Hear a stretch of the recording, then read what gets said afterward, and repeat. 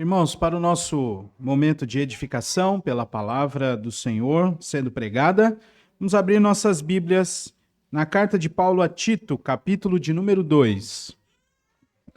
Tito, capítulo 2. Nós vamos dar continuidade à nossa série de mensagens neste livro da Bíblia. E hoje nós vamos ler do verso 1 ao verso 10. Assim diz a palavra do nosso Deus. Tu, porém, fala o que convém à sã doutrina. Quanto aos homens idosos, que sejam temperantes, respeitáveis, sensatos, sadios na fé, no amor e na constância. Quanto às mulheres idosas, semelhantemente, que sejam sérias em seu proceder, não caluniadoras, não escravizadas a muito vinho, sejam mestras do bem, a fim de instruírem as jovens recém-casadas a amarem ao marido e a seus filhos, a serem sensatas, honestas, boas donas de casa, bondosas, sujeitas ao marido, para que a palavra de Deus não seja difamada. Quanto aos moços, de igual modo, exorta-os para que, em todas as coisas, sejam criteriosos. Torna-te pessoalmente padrão de boas obras. No ensino, mostra integridade, reverência, linguagem sadia e irrepreensível, para que o adversário seja envergonhado, não tendo indignidade nenhuma que dizer a nosso respeito. Quanto aos servos, que sejam em tudo obedientes ao seu Senhor, dando-lhe motivo de satisfação. Não sejam respondões. Não furtem, pelo contrário, deem prova de toda a fidelidade, a fim de ornarem em todas as coisas a doutrina de Deus, nosso Salvador. Até aqui a palavra do Senhor. Vamos orar mais uma vez? Pai eterno, te louvamos, porque o Senhor faz muito bem à nossa alma. E foi isso mesmo que o nosso Senhor Jesus Cristo nos ofereceu. Ao encontrá-lo, ele oferece descanso para a nossa alma. Então, ó Deus, todos nós, depois de uma semana repleta de atividades, de dificuldades até, e de muitas vitórias, estamos na tua casa e na tua presença. Ajuda-nos, ó Deus, aliviando nossas cargas neste momento. Tirando de nós toda angústia, Senhor, que vai em nosso coração. Confirmando, ó Deus, aquilo que o Senhor já nos mostrou ao longo da semana e assim nos dando ainda mais alegria. Mas acima de tudo, Senhor, ensina-nos neste momento e traga-nos a paz que procede da tua palavra. Em nome de Jesus, amém. Irmãos, todos, sem exceção, até aqueles que não são crentes, sabem que comunidades precisam passar de estágios, precisam avançar. A quantidade de livros sobre liderança e até mesmo sobre estruturas organizacionais é muito volumosa. Ainda assim, o desejo de todos ali, não importando a sua motivação, é demonstrar que ambientes onde muitas pessoas de diferentes maneiras de pensar podem contribuir para o progresso mútuo e unificado do lugar onde estão. Nossa igreja recentemente comemorou 4 anos de existência. E é bem verdade que nós passamos por vários destes estágios, e o Senhor nos abençoa em todos eles.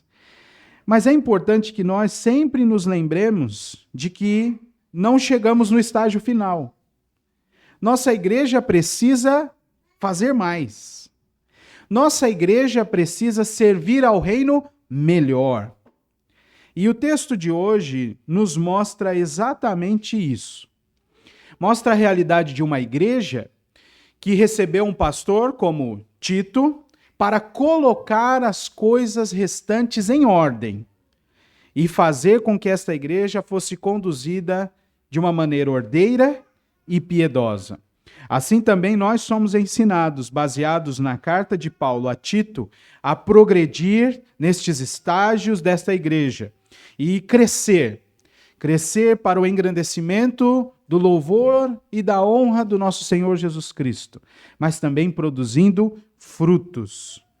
Paulo exorta a Tito a falar o que convém à sã doutrina na igreja, ensinando os membros a terem uma fé sadia e uma prática irrepreensível, para que a palavra de Deus não seja difamada, para que o adversário não tenha com o que nos acusar, e para que também eles honrem a doutrina do Senhor. Assim, Paulo exorta Tito que requeira daqueles irmãos cretenses um viver que honra a palavra do Senhor, um viver que envergonha o adversário e um viver que honra a doutrina de Deus. Portanto, o ensino para nós nesta manhã é este que está na tela. Uma igreja saudável produz crentes saudáveis. Quer saber como está a saúde da igreja? Converse com os membros que ali estão. Troque uma ideia com eles. Caminhe com eles. Veja como é a prática deles.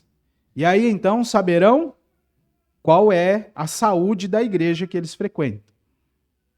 Uma igreja saudável produz crentes saudáveis. Nós veremos isso em 3 lições. A primeira delas, do verso 1 ao verso 5.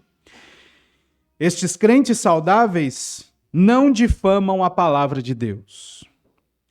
A segunda lição, do verso 6 ao verso 8. Estes crentes saudáveis não envergonham o adversário, ou envergonham o adversário. E a terceira lição, nos versos 9 e 10. Estes crentes saudáveis honram a doutrina de Deus. Uma igreja saudável produz crentes saudáveis, que não difamam a palavra, que envergonham o adversário e que honram a doutrina de Deus. Esse texto, meus irmãos, nos oferece um confronto direto e também uma maneira de refletir como temos vivido o nosso cristianismo. O fato é que o evangelho produz transformação completa na vida daquele que foi alcançado pela palavra de Deus, de tal maneira que tanto as vontades quanto as práticas são alteradas e aperfeiçoadas progressivamente. O homem de Deus vive alheio e contrário à vontade o homem sem Deus vive contrário e alheio à vontade do seu Criador, buscando formas de proceder que sejam validadas por outras pessoas que também desonram o Senhor. Esse evangelho, o verdadeiro, pelo contrário, demanda mudança dos ouvintes. Daí, a necessidade de serem expostos à vontade revelada de Deus por meio de um ensino íntegro, para que suas vidas demonstrem também um condigno proceder a partir daquilo que eles estão recebendo. Uma igreja saudável, meus irmãos, produz crentes saudáveis. E estes, em primeiro lugar, não difamam a palavra de Deus. Acompanhe comigo na sua Bíblia aquilo que Paulo vai dizer nos primeiros versículos, tendo ainda como referência os insubmissos à palavra, mencionados no trecho que nós estudamos na semana passada. Lembra deles? No versículo de número 16, no tocante a Deus, diz Paulo, acerca destes falsos ensinadores e falsos crentes, professam conhecê-lo. Entretanto, o negam por suas obras, e é por isso que são abomináveis, desobedientes e reprovados para toda boa obra. Aí Paulo diz: tu, porém, Tito, fala o que convém à sã doutrina. Então, é este contraponto que Paulo está estabelecendo. Na igreja havia pessoas que estavam ensinando coisas erradas e produzindo uma prática incoerente e irrepreensível pela palavra do Senhor. Então, Paulo afirma que Tito deveria modificar aquele ensino, tendo uma primeira atitude, a mais séria de todas: fazer os falsos mestres ficarem calados. Diz Paulo, é preciso silenciar estes homens. E agora, com este silêncio por causa dos falsos ensinadores que não estão mais ali, abre o espaço para que o verdadeiro ensino seja pregado. Uma vez que eles, então, estão calados, a igreja está pronta para ouvir outra voz. E esta voz é a voz da palavra de Deus.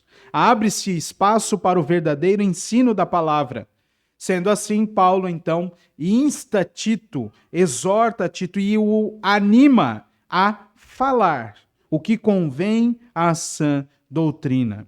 Aquilo que é apropriado da sã doutrina, que o próprio Paulo, em outra carta, vai significar como sendo segundo o evangelho da glória do Deus bendito. Isto é a sã doutrina. A palavra de Deus sendo ensinada, uma pregação sadia, um estudo sadio e irrepreensível da Escritura Sagrada. A aplicação na vida daqueles ensinamentos que o Senhor Jesus Cristo transmitiu aos seus discípulos e que eles deveriam fazer novos discípulos. A sã doutrina precisa ser falada na igreja e ter mais espaço do que qualquer outra conversa e discussão. Então, Tito é exortado, animado a fazer isso. Fala aquilo que convém à sã doutrina. Uma doutrina que é livre de erros, um ensino e uma instrução pautados na palavra do nosso Deus. E a partir daqui, então, ele deve abordar questões de prática desta sã doutrina. Fala o que convém. Ensina a sã doutrina. E ensinando a isto, você vai requerer de todos os membros frutos oriundos do ensino que eles estão recebendo. Porque uma igreja sadia produz crentes sadios. E a saúde da igreja está baseada de fato no seu ensino. E então, Paulo começa a dar algumas aplicações práticas. E o primeiro grupo abordado por Paulo é o grupo daqueles que são mais experientes, ou na palavra utilizada aqui por ele mesmo, os idosos. Nossa igreja tem bastante gente dessa faixa etária. E é uma bênção poder conviver com vocês e servir ao reino com vocês. Porque há uma grande experiência mesmo, de vida. Mas todas as vezes que nós conversamos com vocês, nós sempre recebemos dos crentes verdadeiros aquela lembrança de que foi muito bom ter encontrado com o Senhor Jesus. E assim, a vida toda mudou. Se nós olharmos um pouco do nosso hall de membros, de fato, são muitas pessoas nessa faixa etária. Mas o trabalho de vocês não acabou. A bem da verdade, só vai acabar quando o Senhor Jesus chamar vocês. Enquanto isso não acontece, enquanto há vigor e lucidez, o trabalho destas pessoas mais experientes e idosas não terminou. Para falar mais claramente, a igreja depende da experiência e da sabedoria cristã de vocês. É isso que Paulo está dizendo aqui. Observe. O termo que ele utiliza vai se repetir tanto para homens quanto para mulheres. E é o termo presbíteros. A pessoa idosa ou o homem mais velho. E também é a mesma palavra, irmãos, só que agora no modo feminino dela, é a palavra presbítera que aparece lá. Sem brincadeiras, tá bom? Os mais jovens já estão aqui. Ei, pastor, eu já sei as piadinhas que eu vou ouvir depois. A palavra significa pessoa mais velha, tá bom? Certo? Pastor, falando ordenação feminina. Não, não é nada disso. Pessoas mais experientes. É a mesma palavra. Mas veja que interessante, primeiro com relação aos homens. Os homens precisam ser constantemente homens temperantes. Literalmente, essa palavra vai remeter à ideia de embriaguez. Estes homens não podem ser embriagados. Eles precisam ser sãos. E no sentido figurado, isso demonstra sobriedade. Por isso que a igreja precisa deles. Mas precisa deles nestas condições, sob o ensino da palavra de Deus. A igreja precisa de homens sóbrios, firmados, no sentido de ser autocontrolados, equilibrados. A igreja precisa deles. E desta maneira, eles serão modelo para os outros. Estes homens, segue a lista de Paulo, precisam ser respeitáveis, dignos de respeito. Estes homens precisam ser prudentes, que freiam os seus próprios desejos, a ideia de serem sensatos. Mas talvez a característica que vai regar todas as outras é esta última. Eles precisam ser sadios na fé. Precisam ter uma fé saudável, enraizada na palavra do Senhor. E assim, o amor deles e a constância deles também serão saudáveis. Há falso ensino no meio das igrejas. Há falsos profetas. Na ilha de Creta existia, na nossa cidade existe, mas nós não podemos deixar que na nossa igreja de Balneário eles estejam por aqui. E à medida em que forem identificados, eles precisam ser calados, como nós aprendemos na semana passada, ganhos para uma fé sadia, e assim eles sejam modelo para o rebanho, para os outros irmãos. Homens equilibrados, íntegros em seu proceder, sadios na fé. De igual modo, Paulo exorta as irmãs mais velhas. Como eu já disse, a palavra é a mesma. Veja o versículo de número 3. Quanto às mulheres idosas, que sejam, semelhantemente, decentes e reverentes, isto é, sérias em seu proceder, no seu comportamento. Que elas não sejam também caluniadoras. Aqui a palavra é um adjetivo. E nós sabemos lidar muito com esse adjetivo. Pessoas que são dadas à calúnia, a serem difamadoras, que fazem falsas acusações, que fazem comentários maliciosos, fofoqueiras, mexeriqueiras. O Senhor Deus diz em Levítico capítulo 19 que não era permitido que permanecesse no meio do povo pessoas que fossem mexeriqueiras e atentassem contra a vida do povo dele. Levítico 19, 16. Nós também lemos em Provérbios capítulo 11, verso 13, que o mexeriqueiro descobre o segredo, mas o fiel de espírito o encobre. Ainda em Provérbios, no capítulo 20, verso 19, nós lemos que o mexeriqueiro revela segredo. Portanto, não te metas com quem muito abre os lábios. Estas mulheres dentro da igreja não podem ser caluniadoras. Nós sabemos lidar com este adjetivo. No resumo, chamamos de pessoas, de mulheres fofoqueiras. No entanto, a palavra que Paulo utiliza aqui é diabólica.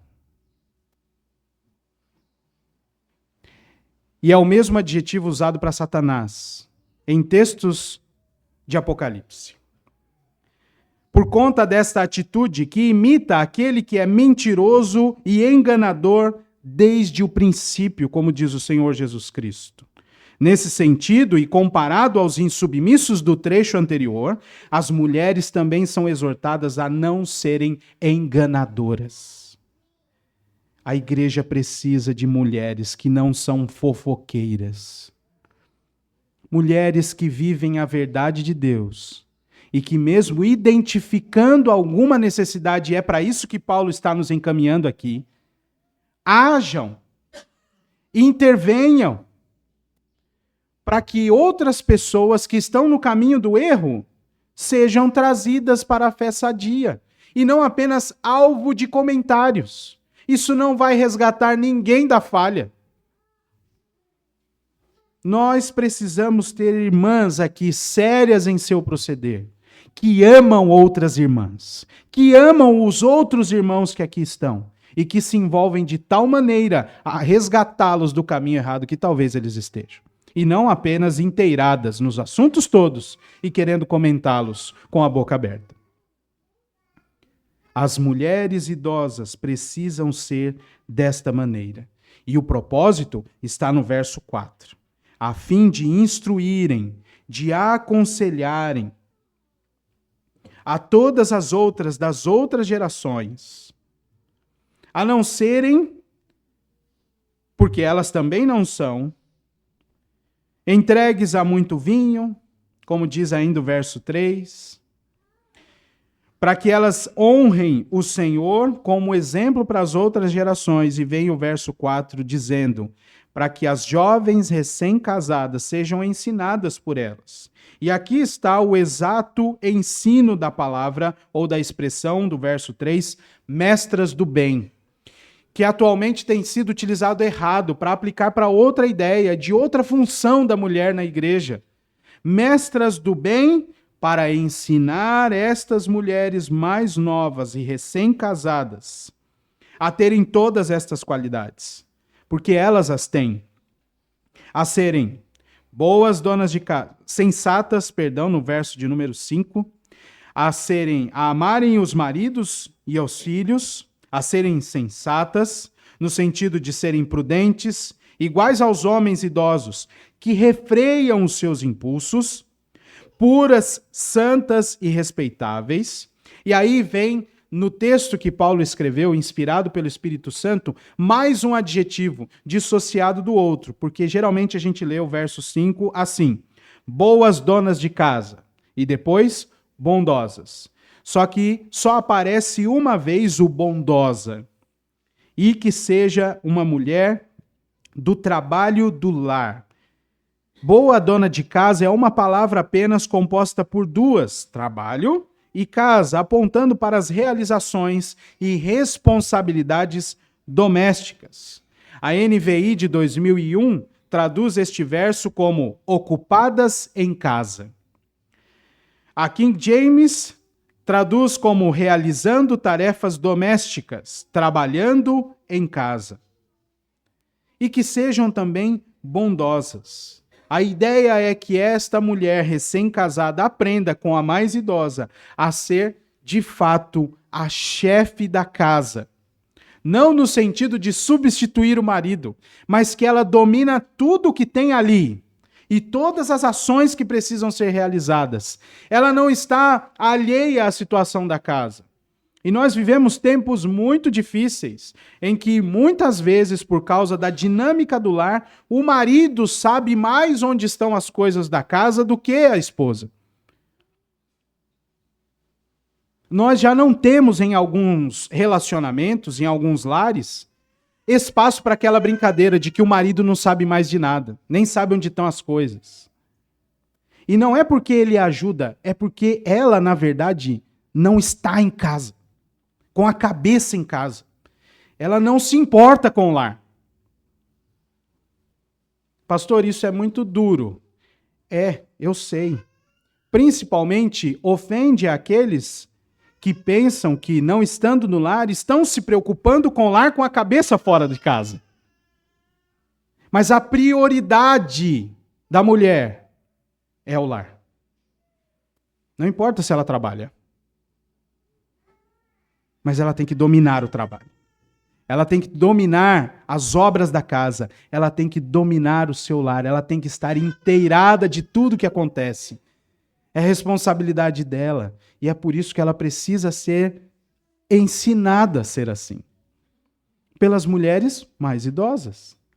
Veja como está conectado o ensino. Dize às mulheres mais idosas, para que elas ensinem as jovens recém-casadas a amarem o marido e os filhos e a serem boas donas de casa. O nosso mundo vai carregar a gente para uma loucura. Eu já comentei isso há muito tempo atrás aqui, porque o filme é antigo. É um desenho. E a animação já manda as crianças a romperem com seus pais e mudando totalmente a estrutura do lar. O dono da casa.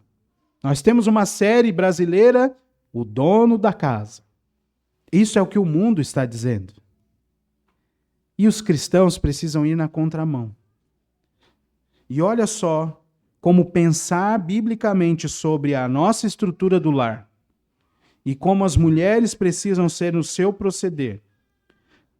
Não está girando em torno apenas daquilo que a igreja acha, que o pastor, que o conselho, que a junta diaconal acha. Ou até temer aquilo que o mundo dirá. Preste atenção como vai terminar o versículo de número 5.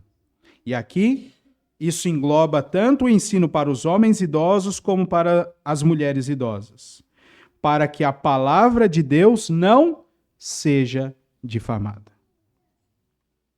Uma igreja saudável produz crentes saudáveis que não difamam a palavra de Deus em seu proceder. É preciso que todos nós nos submetamos, meus irmãos, ao ensino da palavra e reprogramemos as nossas motivações, as nossas ações, para que a palavra de Deus não seja difamada. Nós temos muitas dificuldades em nosso meio, seja nos relacionamentos, no trabalho, no estudo, dentro de casa, muitas vezes. Mas o Evangelho traz solução para todas estas coisas. E é no Evangelho que nós precisamos confiar para transformar a nossa vida. Esta igreja que produz crentes que não difamam a palavra, também produz crentes que envergonham o adversário. Essa é a segunda lição do verso 6 em diante, onde nós lemos a exortação agora em relação aos moços. E de novo, de igual modo, semelhantemente, como Paulo fez com os homens idosos e as mulheres idosas, agora aos jovens, exorta-os para que sejam mentalmente saudáveis. A palavra também pode ser aplicada para sobriedade, para que eles sejam sadios e criteriosos sobre todas as coisas. E aí vem uma exortação para o próprio Tito, porque ele era jovem.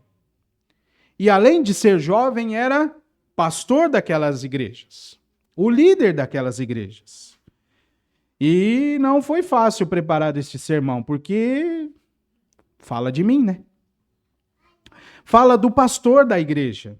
E veja, a ti mesmo mostrando com empenho bom exemplo de obras, ou torna-te padrão dos fiéis. De que maneira? Paulo continua explicando. Versículo de número 7. No ensino, mostra integridade, reverência, linguagem sadia e irrepreensível. E isso para os jovens é muito complexo. Nós falamos muito a linguagem do nosso tempo. E eu tenho que ficar correndo para aprender gírias novas. Para eu conseguir falar com os jovens, aqui nós não temos tantos jovens assim, mas com os adolescentes. Que dia que foi que eles foram lá em casa? Quinta-feira. Passaram lá por casa. Os gafanhotos todos. Devorador, o cortador e o migrador. Só não comeram o garfo porque estava amargo. Mas eu estava ouvindo eles conversarem. E eu já estou desatualizado. Estou desatualizado.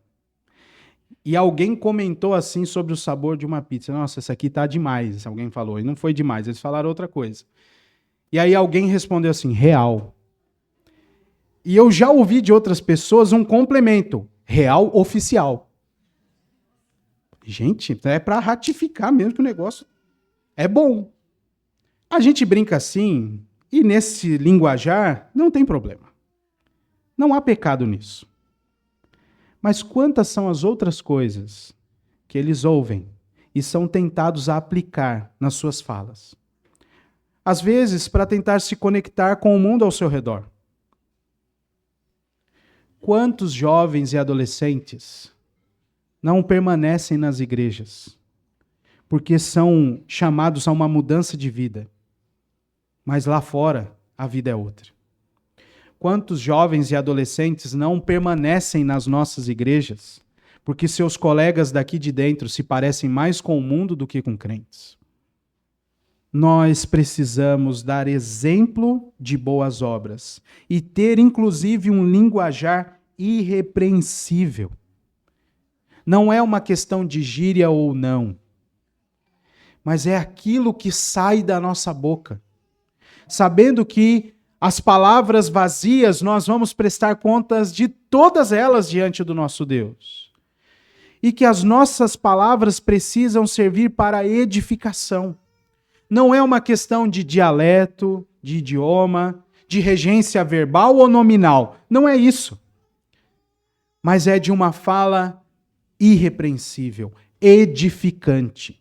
Isso é requerido do pastor Tito, como jovem que era, para ser o modelo deles.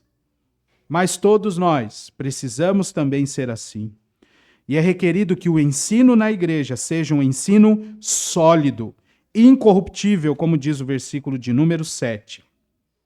E assim, estes que ouvem estes ensinos, estas palavras edificantes, vão envergonhar o adversário. Diz o finzinho do verso 8.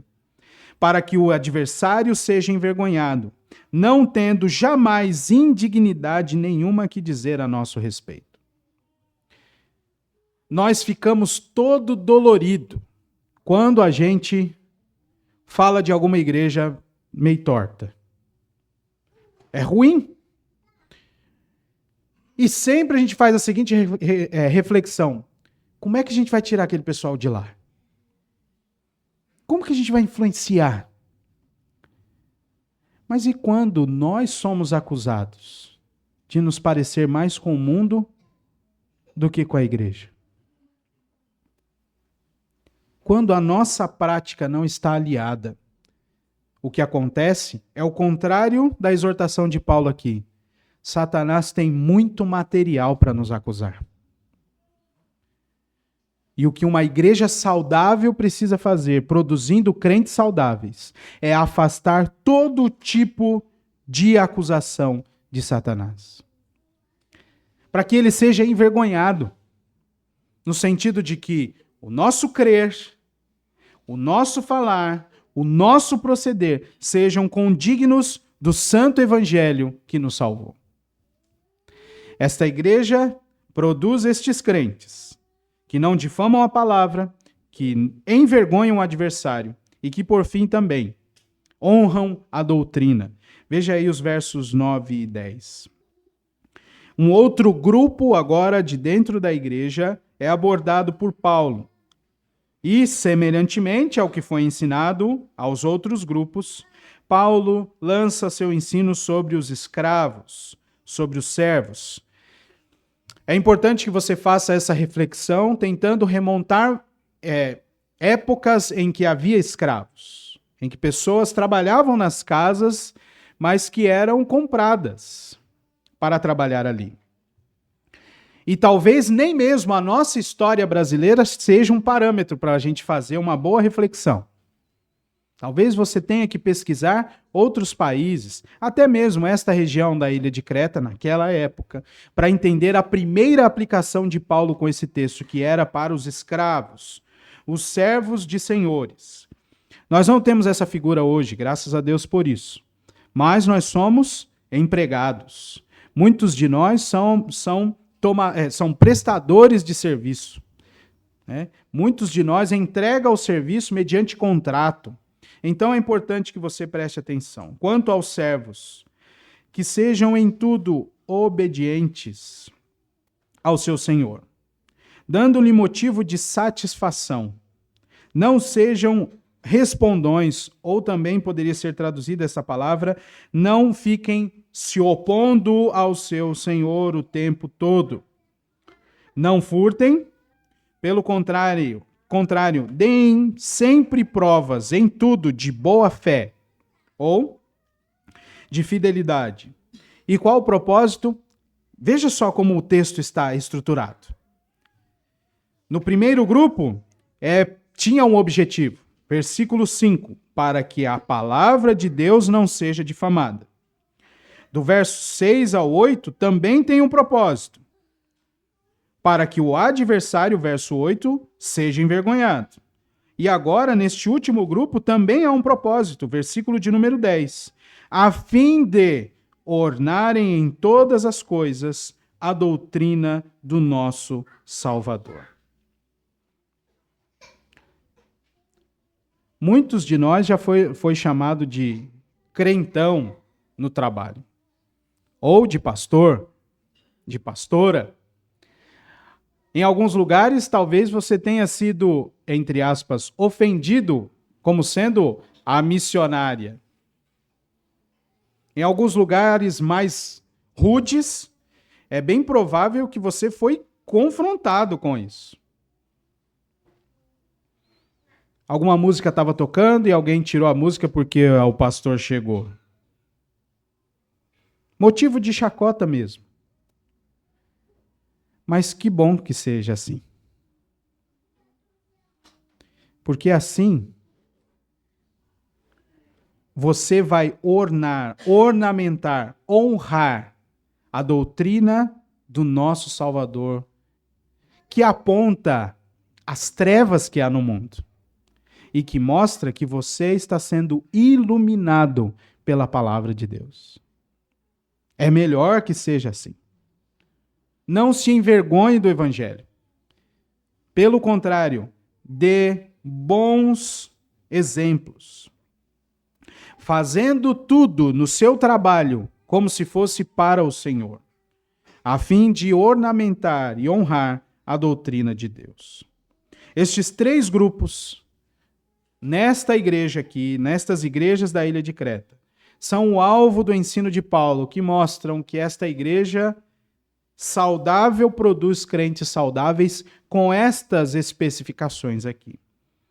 E como é que isso se aplica a nós? E é o que eu queria trazer agora neste momento, caminhando para o encerramento desta mensagem.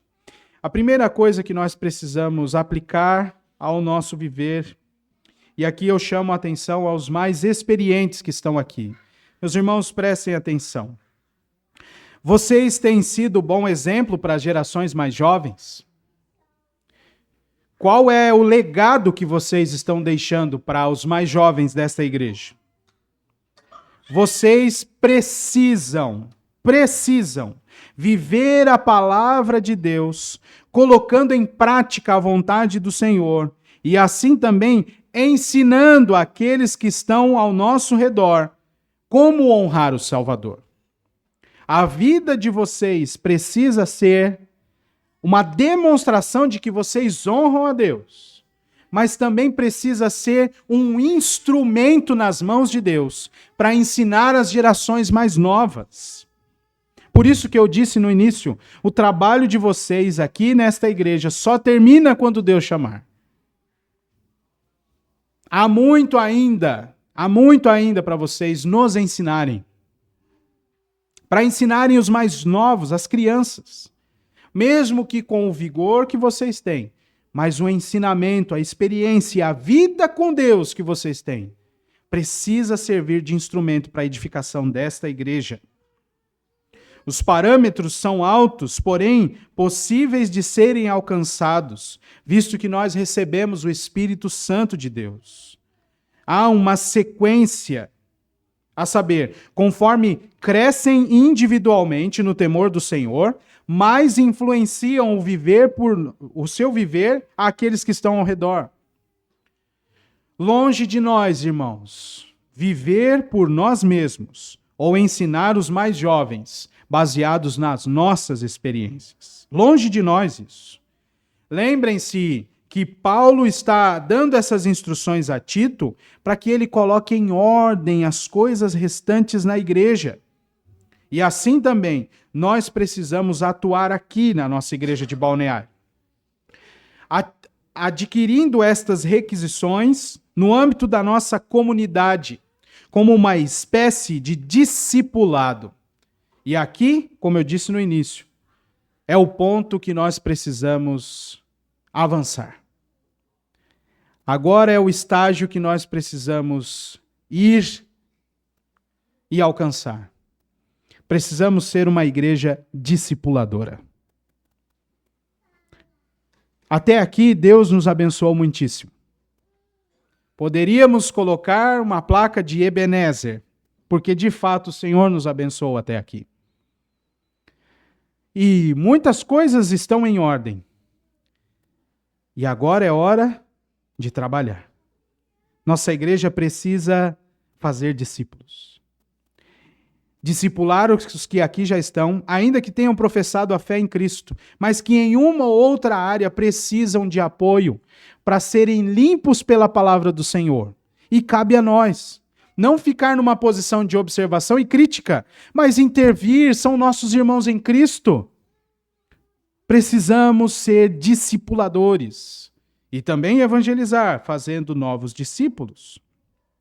Irmãos, sejam prudentes em seu proceder, para não fazer com que os moços tropecem em vocês, escandalizados pelas coisas que vocês fazem ou dizem. O Senhor Jesus afirmou que não podemos fazer com que os pequeninos tropecem. Então, sejam equilibrados, tenham domínio próprio e nutram a fé de vocês com a palavra. Que tipo de mensagem nós estamos passando aos mais jovens? Que tipo de prática cristã estamos apresentando a eles? Baseado no exemplo de cristãos que oferecemos, como os meninos aqui da igreja serão quando forem mais velhos. E nós precisamos pensar muito nisso. Essas perguntas me fazem tremer, porque eu tenho 2 meninos lá em casa. E ainda a Melissa. Uma menina que tem, agora ela que pede para orar. Ninguém mais consegue orar em casa na hora das refeições. Estas perguntas de como é que eu estou dando um exemplo de fé cristã para os meus, precisam me fazer tremer. E precisam fazer os irmãos mais experientes da fé aqui tremer também diante do Senhor. Nós temos aqui um monte de gente que é discípulo, que precisa ser discipulado. E qual é o exemplo que nós estamos deixando? As irmãs, por favor, ensinem as mais novas, as encaminhando para Cristo. Mais aspectos do lar podem ser percebidos quando nós estamos reunidos na igreja. É claro, a família está chegando, é perceptível. Tem coisa que não dá para esconder. Algumas, ou talvez a maioria, dá. Mas tem coisa que não dá. Então, para de ficar falando dos outros, irmã querida. Perceba, ore e oriente as irmãs mais novas. Tendo sempre a palavra de Deus como base e sendo exemplo de prática dessa palavra. Nós não precisamos ficar aqui fazendo conferências e cursos a todo instante, se nós formos intencionais, aplicando essas verdades aqui de Tito. Nesta vida de discipulado que a igreja precisa ter. Nós precisamos de mulheres mais piedosas, esposas mais amáveis, donas de casa mais organizadas, de meninas mais femininas. Nós precisamos disso. Aqui na nossa igreja. Essas e outras necessidades são percebidas facilmente quando nós estamos aqui em comunhão. Cabe às irmãs, mestras do bem, como nós lemos no texto de hoje, que já têm um viver digno da vocação que foram chamadas, a orientar e discipular aquelas irmãs que estão com alguma necessidade. As irmãs solteiras e viúvas que aqui estão também podem orientar as irmãs solteiras em nossa igreja a amarem mais o Senhor, a serem boas donas de casa, por que não? E bem assim, como serem mais parecidas com a mulher que Deus planejou que elas sejam. Então, sejam bons exemplos. Segunda coisa, aqui aos jovens. Nós temos mais adolescentes do que jovens, e isso é para vocês, prestem atenção. E também as crianças que aqui estão. Aprendam a controlar as suas paixões. E aqui eu não estou falando de relacionamento, não é namoro.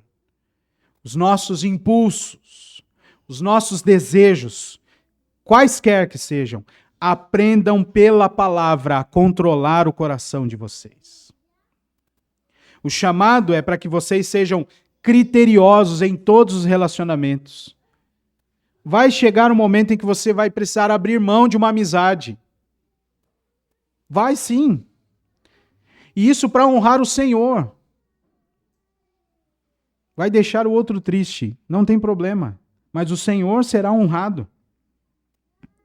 Cuidado com o tipo de linguagem que vocês estão consumindo e praticando. Em locais públicos, livrem-se da tentação de ter duas vidas, uma na igreja e outra fora. É tão ruim e tão constrangedor quando alguém descobre que você é crente. Você vai na igreja? Como isso é triste. Então, livrem-se, jovens e adolescentes e crianças, de situações como estas. Mais do que mostrar para alguém, o texto de hoje nos ensina que o propósito é envergonhar o adversário, pois ele não pode ter nada com o que nos acusar. O Senhor demonstrou que Satanás estava errado sobre Jó. Lembra? O Senhor demonstrou que ele estava errado. Também o Senhor mostrou que ele estava errado e falhou nas tentações que ele ofereceu a Jesus. Ele também precisa estar errado nas acusações que faz a nosso respeito. Tendo em vista que praticamos a palavra do nosso Senhor e Salvador de maneira íntegra. Irmãos, isso é sério. Satanás precisa estar errado todas as vezes que ele falar contra nós. Todas as vezes. Ele precisa ser envergonhado. Como foi nesses exemplos e tantos outros que eu poderia trazer aqui. Ouçam o que Calvino diz comentando esses versos. Ainda que o cristão tenha outros propósitos em vista, todavia, não deve negligenciar a ação de fechar a boca dos ímpios, uma vez que somos frequentemente admoestados a não dar-lhes oportunidade alguma de caluniar-nos. Tudo quanto de ruim conseguem extrair de nossa vida, eles torcem maliciosamente contra Cristo e sua doutrina. O resultado é que, através de nossos erros, o nome sagrado de nosso Deus é exposto a insultos injuriosos. Portanto, quanto mais percebemos que somos rigorosamente observados pelos nossos inimigos, mais atentos devemos ficar para evitar suas calúnias, e assim faremos que sua perversidade corrobore em nós o desejo de fazer o bem. E a gente age assim mesmo. Tá falando no celular enquanto dirige, aparece uma viatura do trânsito, o que você faz?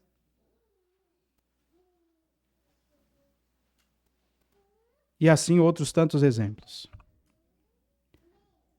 Nós precisamos ter esta vida contínua, que envergonhará Satanás e honrará a doutrina do nosso Senhor Jesus Cristo. E por fim, aos empregados e prestadores de serviço que nós temos aqui na igreja. Mais do que cumprir um contrato de compra e venda, ou de direitos e deveres, a sua preocupação deve ser ornar, honrar a doutrina de Deus, demonstrando uma ética pautada na palavra do nosso Senhor Jesus Cristo. Não é o contrato. O contrato tem que ser cumprido, porque você é crente. Mas mais do que isso, a palavra do Senhor precisa ser exaltada. E é este o zelo que você, como empregado e como prestador de serviço, precisa ter. Portanto, meus irmãos, uma igreja saudável, produz crentes saudáveis, que não difamam a palavra, que envergonham o adversário e que honram a doutrina de Deus. Nós todos aqui nesta manhã somos chamados a uma vida que honra o Senhor em todos os aspectos e âmbitos da nossa vida. O próprio Deus já nos deu a sua palavra, que é luz para o nosso caminho, e além disso, nos deu um ao outro na comunhão do corpo de Cristo, para nos estimularmos ao amor e às boas obras, para que assim honremos o nosso Salvador, sua palavra, e envergonhemos nosso adversário, pois ele não terá nada com o que nos acusar. Que a honra seja do nosso Senhor e Salvador Jesus Cristo, e que os frutos possam ser vistos aqui nesta igreja, a qual pertencemos. Vamos orar? Senhor nosso Deus, te louvamos pelo teu ensino, pela tua palavra. Pedimos a ti misericórdia sobre nós, para que sejamos transformados, ó Deus, nos parâmetros que nós aprendemos aqui nesta manhã. Dá-nos coragem, força para lutar contra nós mesmos, contra o temor que temos de outros homens, mas que a prioridade nossa seja praticar a tua palavra e assim produzir frutos. Dá-nos, ó Deus, aqui nesta igreja um amor mútuo e infinito, procedente do teu Filho Jesus Cristo, a ponto de nós desejarmos a melhoria da vida de um e do outro aqui, para que sejamos de fato verdadeiros discipuladores uns dos outros aqui, Senhor. Todos nós precisamos deste auxílio. O Senhor nos colocou no corpo de Cristo, para que nós cresçamos bem firmes e bem ajustados. Então, coloca no nosso coração um amor pelos irmãos, de tal maneira que quando precisarmos fazer intervenções, sejamos sadios em fazê-lo. E quando for necessário que nós recebamos intervenções de alguns irmãos, sejamos humildes, recebendo como palavra do Senhor. E assim esta igreja produza frutos, fique cada vez mais forte e esteja pronta a fazer mais discípulos do Senhor Jesus Cristo. Faz com que nós tenhamos um bom testemunho e que sejamos lembrados pela nossa integridade e a nossa fé. Pedimos isso confiados na tua graça. Em nome de Jesus. Amém.